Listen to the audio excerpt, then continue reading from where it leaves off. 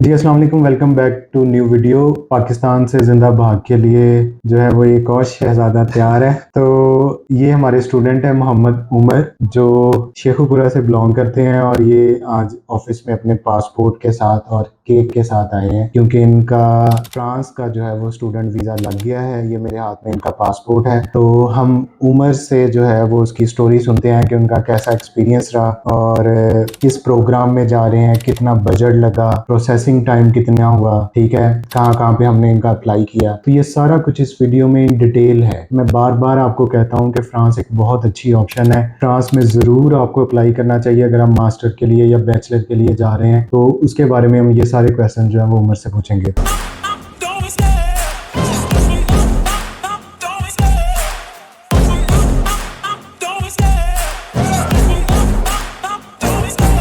तो अस्सलाम वालेकुम उमर, वालेकुम सलाम। क्या हाल चाल है? अल्लाह का शुक्र, आप बताएं आप कैसे हैं? मैं भी ठीक हूँ। हमें तो आज भी हमारे ऑफिस में बेल्जियम के जो है वो 2 वीज़े लगे हैं, फ्रांस के तो अल्हम्दुलिल्लाह सारे लगे हैं। तो उमर भी आज था कि इसने आना है ऑफिस। तो बहुत मुबारक हो उमर आपको। और ये कि ये जी इसका पासपोर्ट है जिस पे वीज़ा पेस्ट हुआ है, ठीक है। तो वीज़ा इसका 10 अगस्त से वैलिड है और इसने 21 की टिकट करवा ली। जी, किसकी करवाई? हाँ, तो अब उमर से हम पहले शुरू करते हैं कि आपको हमारा पता कैसे चला टॉप 7 कंसल्टेंट का। जी जी, सबसे पहले तो शुक्रिया सर, आपकी भी कंट्रीब्यूशंस हैं इसमें, मेरी तो है बागडोर। हमारी पूरी टीम की है। पूरी और टीम की। हम जब भी वीज़ा कोई लगता है बच्चों को कहते हैं कि ये आपकी भी साथ में कंट्रीब्यूशन है, क्योंकि ये वाला यूरोप का प्रोसेस ऐसा है कि इसमें स्टूडेंट को साथ इन्वॉल्व किए बगैर कोई बद्दा नहीं कर सकता। ये यूके की तरह नहीं है कि इधर चेकलिस्ट पूरी की, ये ऑफर लेटर लें, ये कैश लें। बच्चों को पता भी नहीं होता किस यूनिवर्सिटी में जा रहे हैं, किस प्रोग्राम में जा रहे हैं। यहाँ पे हर स्टेप का पता चलता है। तो आपने वीडियोस देखी थी? जी, मैंने यूट्यूब पे काफी देर से मैं वीडियोस देख रहा था आपकी। अच्छा। पहले ऑस्ट्रेलिया का था मेरा, ऑस्ट्रेलिया की प्रोसेसिंग मैंने स्टार्ट की, लेकिन वो थोड़ा रूल्स चेंज होने की वजह से वो को मैं कंटिन्यू नहीं कर सका। अच्छा। फिर मेरा माइंड हुआ डाइवर्ट यूरोप की तरफ। फिर मैंने वीडियोस वगैरह यूट्यूब पर जब सर्च किया तो फिर ऑलमोस्ट मंथ मैंने आपकी वीडियोस देखी हैं। अच्छा। और फिर मैंने वो कई लोग ऑफिस में आके ये भी कहते हैं कि सर हम आपको 3 साल से फॉलो कर रहे हैं। मैं कहा भाई मेरे चैनल को भी 1.5 साल हुआ है। तो पाकिस्तानी कौम है, इनसे आप कुछ भी एक्सपेक्ट कर रहे हैं, लेकिन बहुत सारे बच्चे जो हैं वो वीडियोस देख के ही आते हैं। अच्छा। नहीं, थोड़ा ये जब मैं आया था आपको शायद याद होगा हाँ, पहली ये दफा, अपने फादर के साथ आए थे, तो मुझे याद है। कुछ लोगों ने मुझे यहाँ पे उन्होंने मिसगाइड करने की कोशिश भी की कि बिल्कुल एग्जैक्टली ये तो वो बच्चा है। ये हमारे ऑफिस से निकल रहा था और पीछे एक कैंडिडेट ने जाके कि नहीं जी इनके साथ नहीं। और अब मजे की बात बताऊं, उस कैंडिडेट का खुद का वो जो है ना यूके का वीजा आ गया, उसने हमसे ही करवाया है जो इसको वजन कर रहा था, क्योंकि उसका एक जगह पे एडमिशन नहीं हुआ था लिथुआनिया में मेरिट की वजह से। फिर उसने यूके के लिए मूव कर लिया। तो ये लोग सीढ़ियों पे चले गए थे और पीछे जाके जो है वो उसने इसको किया और फिर ये दोबारा ऑफिस में आया था। मैंने फिर इसे मेरे फोन पे भी कोई बात की थी। लेकिन ये एक मुश्किल स्टेप था। हाँ, जब मुश्किल शुरू स्टेप से था। आप एक आओ किसी नई जगह पे और पहला बंदा ही आपको ऐसा मिल जाए जो ऐसा मिल आपको जाए, मिसगाइड हाँ। कर रहा है मैं या तो हमने इसे क्लियर कट बताया था, बेटा ये बात है, आगे आपकी मर्जी है। हमने कभी बाद में स्टूडेंट को खुद से अप्रोच नहीं किया, ठीक है। स्टूडेंट को खुद एनालाइज करना चाहिए कैसे। तो फिर इसका था, आपने किस प्रोग्राम में किया हुआ बैचलर? मेरा बैचलर्स बायोटेक्नोलॉजी में है, यूएमटी से। बायोटेक्नोलॉजी, अच्छा। हाँ, इसको ज्यादा मोटिवेशन यहाँ से भी मिली कि मेरी बायोटेक्नोलॉजी में पीएचडी है। इसने जब मेरी प्रोफाइल देखी, इसने देखा कि सर आप तो खुद पीएचडी हैं और इसी फील्ड में और मेरी पब्लिकेशंस भी हैं, तो इसका थोड़ा सा इस पे कॉन्फिडेंस लेवल बढ़ा था कि ये इसको बेहतर कर सकेंगे। तो फिर ये इसके फादर भी साथ आए थे, कहते थे जी हम देहाती लोग हैं तो हमें सीधी बात आप जो है ना वो बतानी है। तो इसको आज तक पता है, स्ट्रेट फॉरवर्ड यहाँ से इन्फॉर्मेशन गई है। जी, फिर आपका कितनी यूनिवर्सिटीज में हमने अप्लाई किया? मेरा 4 से 5 यूनिवर्सिटीज में हुआ था। 4 से 5 यूनिवर्सिटीज में अप्लाई हुआ। पेरिस सेक्ले में भी इसका एडमिशन अप्लाई हुआ, वहाँ पे अनफॉर्चुनेटली एडमिशन नहीं हुआ। फिर बाद में अब ये पब्लिक यूनिवर्सिटीज का क्या नाम है? ये यूनिवर्सिटी ऑफ कोटे दजूर है। अच्छा।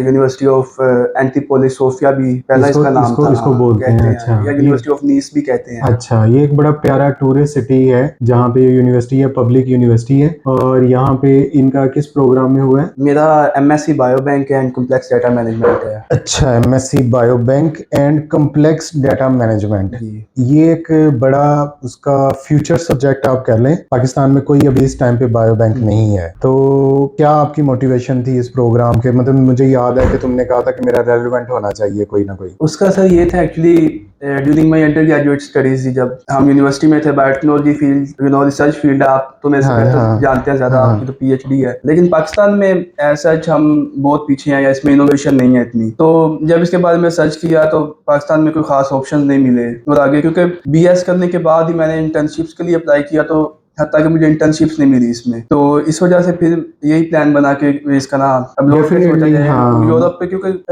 हेल्थ केयर में बहुत आगे है हमसे, जैसे जर्मनी है या फ्रांस है, इनकी कैंसर बायोलॉजी पे बहुत ज्यादा रिसर्च है और इनोवेशंस हैं, लाइक जैसे डाटा बैंक्स हैं इनके बहुत अच्छे हैं। तो वहां से फिर एक मोटिवेशन मिली कि वहां पे फ्यूचर है, वहां पे इस चीज नहीं, की वैल्यू फ्रांस है। बायोलॉजिकल साइंसेज में बहुत आगे है, बहुत अच्छे इंस्टीट्यूट्स हैं। पाकिस्तान के साथ काफ़ी बच्चे पहले भी जो है वो बायोलॉजिकल साइंसेज के यहाँ पे जाते रहे हैं। तो क्या आपकी कॉस्ट आई है, कोई राउंड अबाउट आपने कैलकुलेट की है? राउंड अबाउट इससे है कि इसमें मेरी फर्स्ट ईयर फी हाँ, वो 5500 ऐसे ही है। 5500 हाँ की है, चलें, इसको हम बता देते हैं, ये तकरीबन 16.5 लाख के साढ़े लिए सोलह होगा। लाख अच्छा। और उसके अलावा इसमें मेरा कोई 2-3 लाख डॉक्यूमेंटेशन, लाइक आइज मैंने किया था, हाँ ठीक है। उस पे मेरा 1 लाख आ गया खर्चा। ठीक है। उसके बाद मेरा लाइक आईबीसीसी, मोफा और ये एचईसी, हाँ जी, इसका ऑलमोस्ट अटेस्टेशन। आ गया 30,000 तक इसका आ गया। उसके अलावा अपना लाइक एफबीआर के डॉक्यूमेंट्स और डिफरेंट चीजें, चीज़ें मतलब वो मतलब इंक्लूडिंग तकरीबन इसको डेढ़ दो, डॉक्यूमेंटेशन, इसको हाँ 2-2.5 लाख में इसको ले हाँ जाएं। ठीक है। फिर उसके बाद 30,000 कैंपस फ्रांस का। 30,000 कैंपस फ्रांस, तो 16.5 प्लस 2 लाख, उसमें इसका आइल्स शामिल है, इसकी डॉक्यूमेंट्स अटेस्टेशन शामिल है,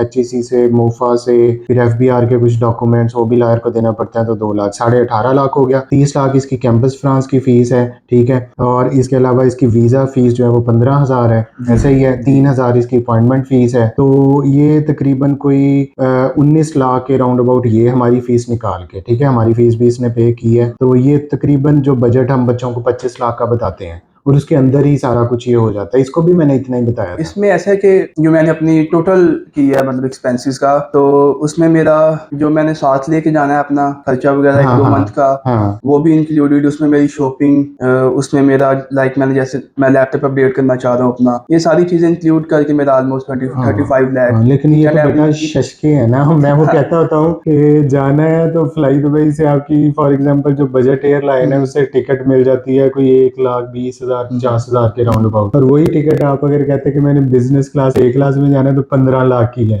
तो एक्चुअल में हम जो कॉस्टिंग गिनते हैं ना, हम कॉस्टिंग गिनते हैं वीजा प्रोसेस तक, क्योंकि ये वो कॉस्ट है। इसके बाद ना किसी बच्चे की टिकट रहती है कि मैं टिकट नहीं ले सकता यार, मेरा वीजा लग गया यूरोप का, मुझे कोई टिकट ले दे, तो कोई ना कोई अल्लाह का बंदा जरूर निकल आता है। बाकी रही बात जो आपने लेके जाने पैसे, ये बिल्कुल ठीक है। तो हर बच्चा अपनी अकॉर्डिंग टू कैपेसिटी लेके जाता है, इतने लेके जाने भी चाहिए।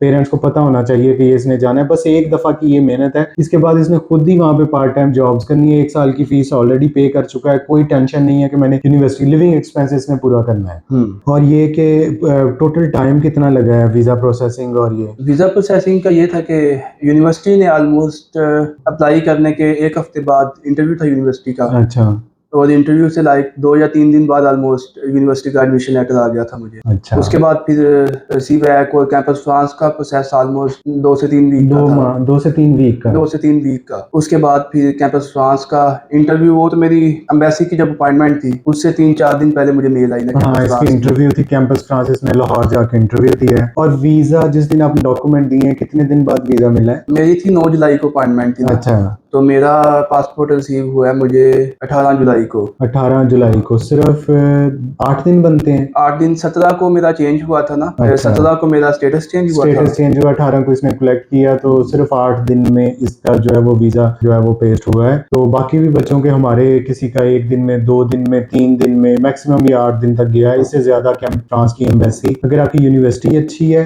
आपका रेलिवेंट प्रोग्राम है, आपके डॉक्यूमेंट्स ठीक है, आपकी बैंक स्टेटमेंट ओके है। 25 लाख की बैंक स्टेटमेंट शो की है। 25 लाख। 25 लाख की इसकी बैंक स्टेटमेंट शो की है, जो उसने लिविंग एक्सपेंस 1 साल का जो है वो शो करना है। तो इसके साथ ही जो है वो ऑलमोस्ट यही चीजें रिक्वायर्ड हैं। विदाउट आइल्स भी एडमिशन हो जाता है, ठीक है। फ्रांस में बहुत सारे बच्चों का आइल्स है तो एक प्लस पॉइंट हो जाता है। कैंपस फ्रांस का इसका इंटरव्यू जो है वो 20 से तकरीबन 40 मिनट का हुआ था। उसमें उन्होंने ठीक ठाक इसको जो है वो, पाकिस्तानी था, उसने लताड़ा था काफी। बहरहाल जो इसका फ्रेंच लोगों के साथ बहुत अच्छा इसका एक्सपीरियंस रहा है। अभी ये फ्रेंच लैंग्वेज भी सीख रहा है, हमारी भी। मैंने भी इसको यही एडवाइस किया है कि आप उसको मैक्सिमम सीख लो। बेटा यूरोप में अगर आपने रहना है, आपने इंटीग्रेट करना है, अच्छी जॉब लेनी है, you have to learn the language. Language नहीं आएगी, वो लोग आपको जितना भी कर लें, क्योंकि वो ultimately they like to speak in their own language. तो इसी के साथ मेरी बेस्ट विशेज है उमर के लिए। बहुत अच्छा हमारा रहा है कम्युनिकेशन, इसके साथ फ्यूचर में भी रहेगा। हमारे सारे बच्चे बाद में जो है वो इंटरेक्ट करते हैं, रहते हैं इन टच। हम इनका एक ग्रुप भी ज्वाइन करवा देंगे, जो सारे फ्रांस के हमारे बच्चे हमारे थ्रू जा रहे हैं, तो एक इनका ग्रुप ऐड हो जाएगा, तो कभी एक दूसरे के साथ भी पाकिस्तानियों को जरूरत पड़ती है। तो अगेन मैं थैंक्स करता हूँ उमर का, और शुक्रिया इसका कि इसने हमें जो है वो हम पे ट्रस्ट किया, अपने प्रोसेस को करवाया, और अल्हम्दुलिल्लाह आज वीज़ा लगने के बाद इसने फैमिली में बताया, और इसके फादर भी खुश हैं काफ़ी।